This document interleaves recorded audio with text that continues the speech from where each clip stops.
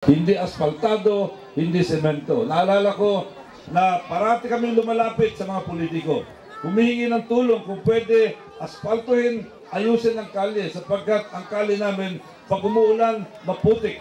Pag maaraw, maalikabok. Pero awa ng Diyos, napakaraming taon ang ginugol namin bago kumilos ang mga politiko napakabagal ng kanilang aksyon. Sa Project 3, naranasan din namin ang paglipat namin doon, walang tubig, walang ilaw. Si Roy Lugones nag-aral sa public school, Quirino Elementary School. Tingnan niyo yung litrato namin. Class picture ito. Yung eskwelahan namin napakaliit. Pero tingnan niyo, yung mga ibang kaklase ko, class picture to, yung iba nakapaa, nakasinelas lamang. Sa high school, public school pa rin. Nag-aral si Roy Lugones sa Quirino High School, sa Project 3, Quezon City, katulad ng marami sa inyo dito. Ito ang eskwelahan namin sa Quirino High School. Tingnan nyo, gawa sa kahoy. Pag naglalakad yung mga bata doon sa second floor, naririnig ng mga nag-aaral doon sa first floor. Pag medyo malakas ang hangin, halos umuuga yung building. Pinalad po si Roy Lugones na kahit na public school graduate, nakapasa at tinanggap sa University of the Philippines, UP. At dito sa UP, nakatunggali ko yung mga graduate ng mga exclusive schools sa katulad ng Ateneo, Lasal, San Beda, Saintsco, Assumption.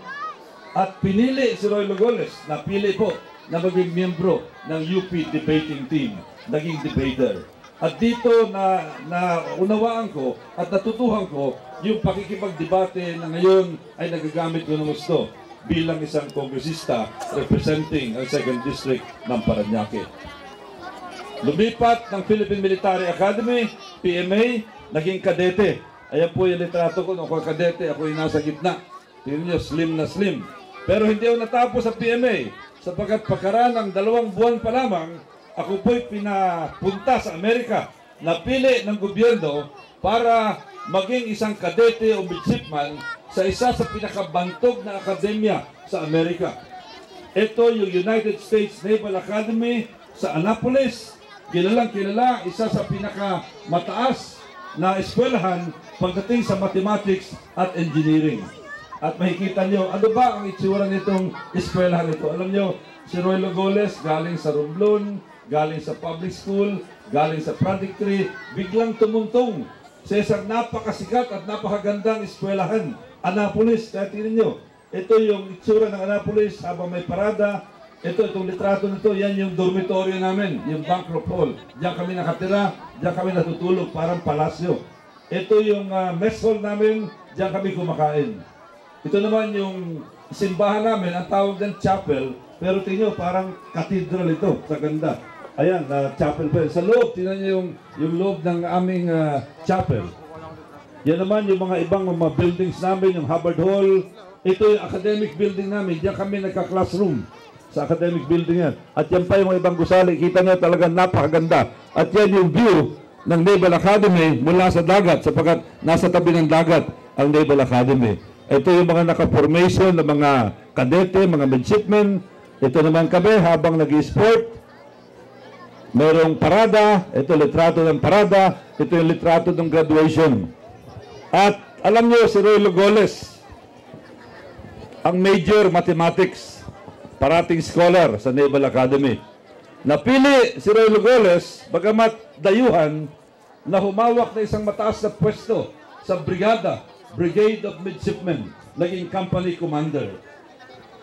At bukod dyan, kahit na Navy ang background ko, ako'y nag-training din sa isang Army school. Ito yung US Army Airborne School sa Fort Benning, Georgia. Naging parachutist. Lumundag sa aeroplano, lumundag sa mga helicopter, naka-parachute. Sumama sa isang sport, hindi po basketball na popular dito sa Pilipinas, kundi isang sport na basagan ng mukha. Ito yung boxing. At doon po, pinalad si Roy Lugones na kalaban ang lahat ng klase mga Amerikano, itim, puti, may pula, may brown, pero ni minsan hindi po natalo si Roy Lugones. Naging undefeated boxing champion sa loob ng 4 na taon, isang record na itinatag sa Naval Academy. Yan po ang record ni Roy Lugones. sa Annapolis bilang boxer. At ito naman ang litrato ko, nung makalaban ko ang isang itim na boksingero, si Charlie Bolden. Kaya ko pinakita ito, sapagkat si Charlie Bolden ngayon, na tinalo ko sa boxing, nung pangalawang kampyonato ko, ngayon ay sikat na sikat sa Amerika. Siya ay naging pilot sa US Marine Corps, naging Major General, naging astronaut sa Space Shuttle. At ngayon, si Charlie Bolden ang siyang pinuno, administrator ng NASA, yung National Aerospace Administration. Pero siyempre, noong ilang taon nakararaan, tinalo ko si Charlie Bolden. Ngayon, maraming nakakaalam sa boxing ko.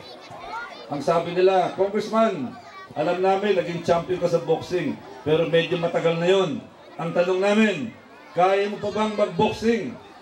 Ang sagot ko, siguro, para makita niyo kung kaya hindi, ito po yung video na kinuha, mga ilang buwan lamang ang nakakaraan, nasa YouTube ito, ipapakita ko sa inyo. Pakita natin. Ready? Go.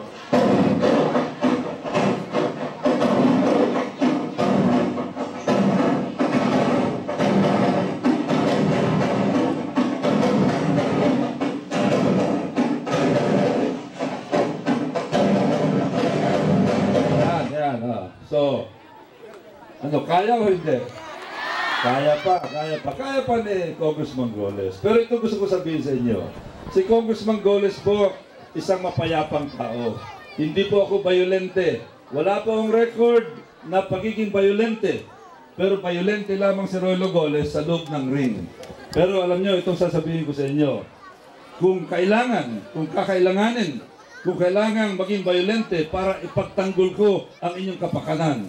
Kung kailangan ipaglaban ko ang kapakanan ng Parañaque, si Roylo Goles, handa pong makipagbasagan ng muka, kanino man, anumang oras, anumang araw, anumang lugar. Yan po si Roylo Goles para sa inyo.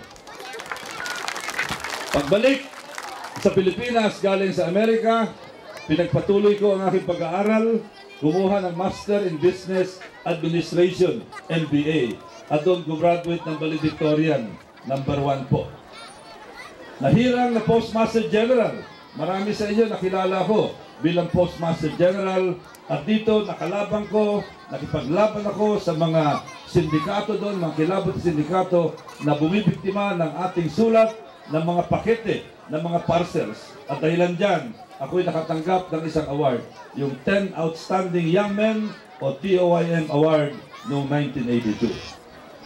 Pero dinagdag ko pa ang isang klaseng public service. Ito yung talagang sa aking pananaw ay tunay na public service sapagkat walang sweldo. Ito yung pagiging gobernador ko ng Philippine National Red Cross sa loob ng 20 taon. At bilang gobernador ng Philippine National Red Cross, sumama po sa mga relief operation sa iba-ibang lugar. Yung Mount Pinatubo,